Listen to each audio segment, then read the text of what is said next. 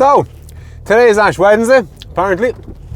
So we're not allowed to eat meat for some strange unknown reason.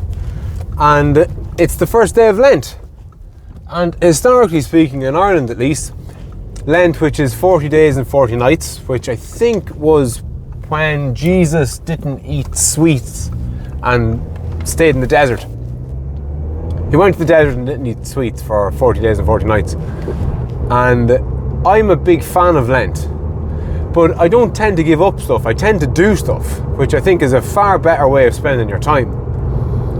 I had to laugh at my 4-year-old daughter this morning though. She's giving up looking at birds, which I thought that was fucking quite comical. Which reminded me actually of a movement called Birds Aren't Real. And there is a movement, it's called Birds Aren't Real. It's mostly an American thing, but I'm sure it's travelled further afield than that. And it's an organisation that essentially posits that birds aren't real and that they are spy drones by the American military, or the American government basically, to keep tabs on us all. Now, they're not saying that birds were never real. I think the claim is that all birds were murdered to bits in the 60s or 70s and replaced by drones. Now, it's fucking satire, obviously. But it's fucking genius if you ask me. And it reminds me of fake news. So I'm a fan of fake news. I say the more fake news, the better. The more people realise that the news isn't to be trusted for 99.9% of what they tell you. And it's not even 99.9% of what they tell you. It's what they're not telling you. Like, the news peddles a narrative. It's particularly obvious in the States. You have conservative news like Fox, which is essentially what's known as right-wing news, and then you have the liberal news or the democratic news, which is, you know, CNN and co. And they both peddle extreme narratives on both sides of the political spectrum, feeding their audience base. Their audience loves it, the people who aren't their audience hate it, and vice versa. And it's divisive as fuck, and it pits people against each other, and it's to be ignored for the fucking... It's just to be ignored. I've opted out of it. I opted out of the news, Jesus, 20 plus years ago. I don't know why, whatever, was just blessed with the realisation that it wasn't worth paying attention to, and I couldn't advise you to opt out of that loop as much as humanly possible.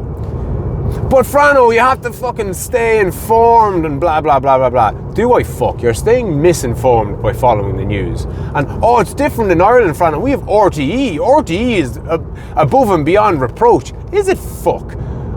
RTE is the state broadcasters. Full stop. It's the government telling you what the government is willing for it to tell you. Now, that doesn't mean that it's never going to say anything bad about itself. Of course it is. You have to keep up some sort of a fucking illusion that you're actually being fed news and not peddled a narrative. But what I like about Birds Aren't Real and fake news generally is it's an opportunity for people to kind of go, if that's bullshit, what about all the other stuff that's bullshit? Think about it in your friend group. Let's say a friend of yours who you know bullshits people. We all know bullshitters. But it's very rare that absolutely everything a particular bullshitter says is bullshit. So I know a guy, I won't mention his name, and he's a bullshit artist. You just couldn't believe a word out of the man's mouth. But I'll believe him that he went to bed last night and got up this morning. So he doesn't only tell bullshit. He speaks a certain amount of truth. But when he tells me something in any way, shape or form unusual about anything, I'm going to be very skeptical. I'm going to assume that there's at least an element of bullshit in what he's saying. So what I do is, instead of trying to figure out what's real and what's bullshit, I just completely discount everything that he says. I just roll my eyes and go, she couldn't listen to a word the man fucking says. Even if only 2% of what he says is fucking lies. If it's only 2%, you have to write off the other 98% because you never know.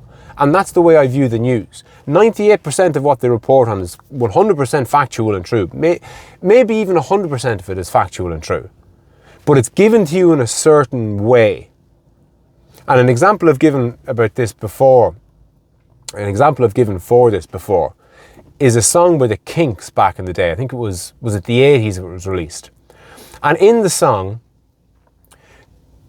it described how this young man who went to the city for the first time and got himself maybe drunk and in a bar, and there was this beautiful looking woman who had the hots for him, and he fancied the look of her, but she had a very deep voice, and she was basically either transgender or a cross-dresser or something.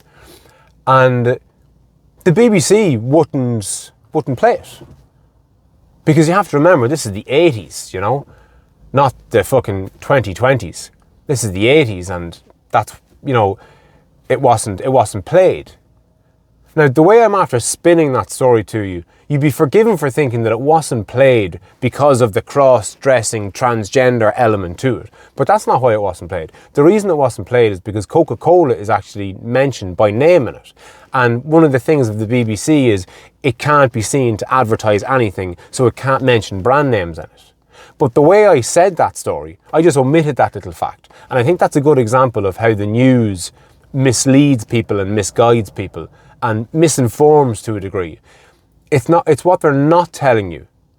That's where the lie is. It's a lie of omission. It's bullshit by omission. So they tell you one fact without telling you the other fact. So they say, Franno McKeown punched a guy in the face. And you're like, oh my God. But they don't tell you that the guy he punched in the face, or the woman, there's a story. Franno McKeown, ex-cage fighter, smacks woman in the face. That's the headline. But they don't tell you the woman stabbed him and then went to stab him stabbed him twice, went to stab him a third time, and then he fucking decked her. They don't tell you that. And it's not local businessman Francis McKeown. It's local cage fighter Franno. So it's not necessarily what they say. It's how they fucking say it. So again, as far as I'm concerned, it's to be widely ignored. Check out Birds Aren't Real, well worth it. One thing, my favourite thing about Birds Aren't Real is they hold rallies, they have signs, it's all a con, it's all a fake, you know, birds aren't real, blah, blah, blah.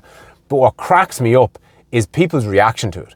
People losing their shit, like people on their way to work or on their way back from work or on their way to lunch, losing their shit at these people.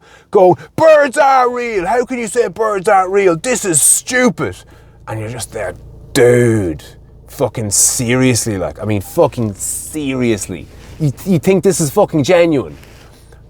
And it just goes to show that there are a certain amount of people out there who will fucking believe anything. And on that note, I'll chat to you soon.